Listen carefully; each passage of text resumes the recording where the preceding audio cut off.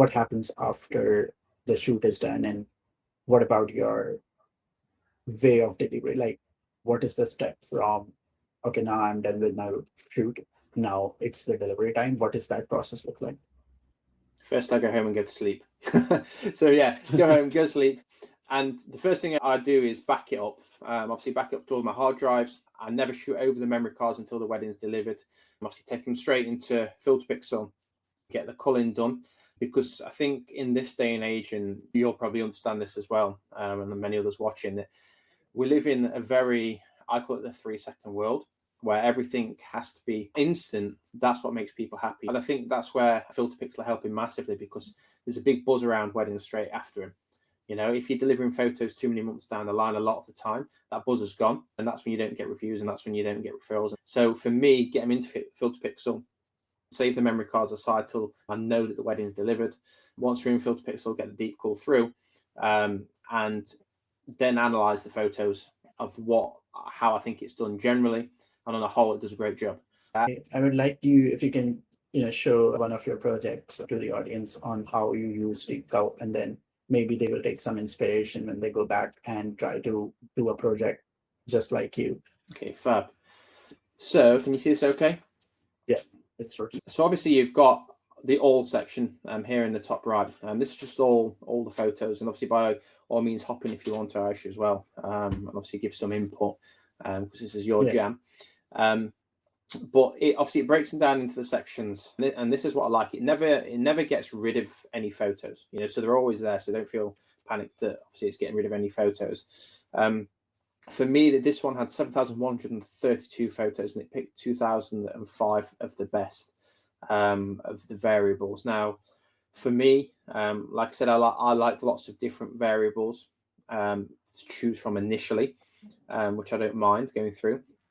But for me, in this gallery especially, what made me the most happy was the variety it gave and the consistency it gave throughout the gallery. As you can see, it's not just picking the same photos over and over and over and over again, the exact same photos. It's giving variables, as you can see, and then it'll give you a few. And the thing that it picks up on, notice this, it picks up on the storytelling more often in this program than any that I've seen. And obviously, I know that you're big on this as well, aren't you, Aish?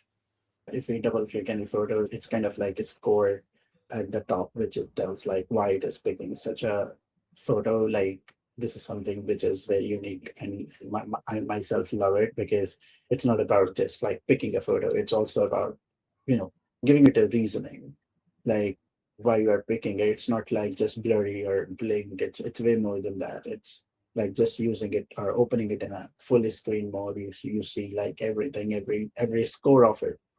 It gives you the variety, but it gives you the reason why. And I think it touches back onto the point of, when like you kind of interlink when you're shooting to when you're editing, it starts to give you a good indication of not only lighting, but what photos work to tell the story.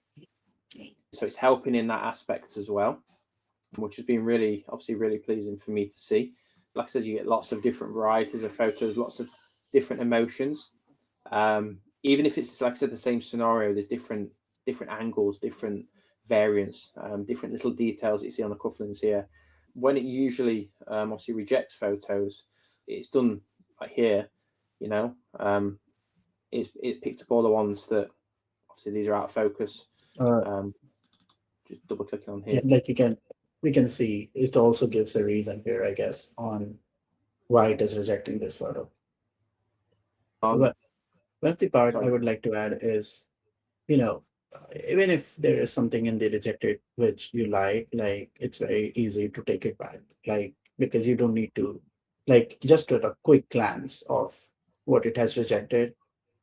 Some people want control over the process. They might not agree with every choice which is rejected, which is totally fine. I mean, like you said, it is easy just to put them back in as well. Even if it doesn't 100% hit the mark with it, there's still options to put them back in. Obviously, you've got the reviewed section.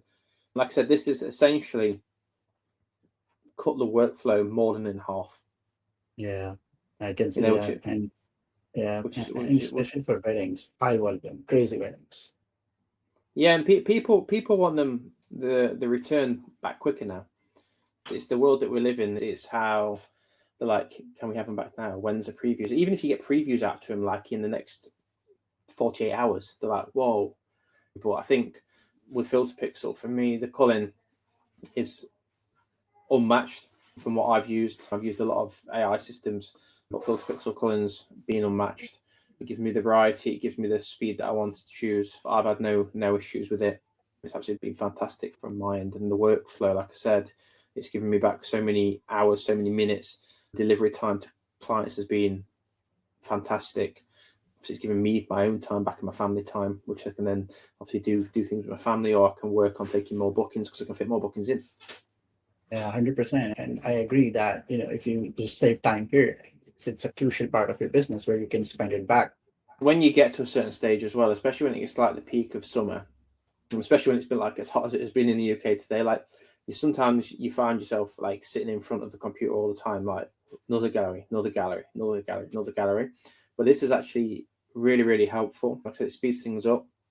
And the consistency, the thing that I find, obviously, as a human, your consistency can drop, your work ethic can drop because you're doing it over and over and over, and it's only natural, that can drop. Whereas this helps and picks you up and complements what you're doing in your style as well.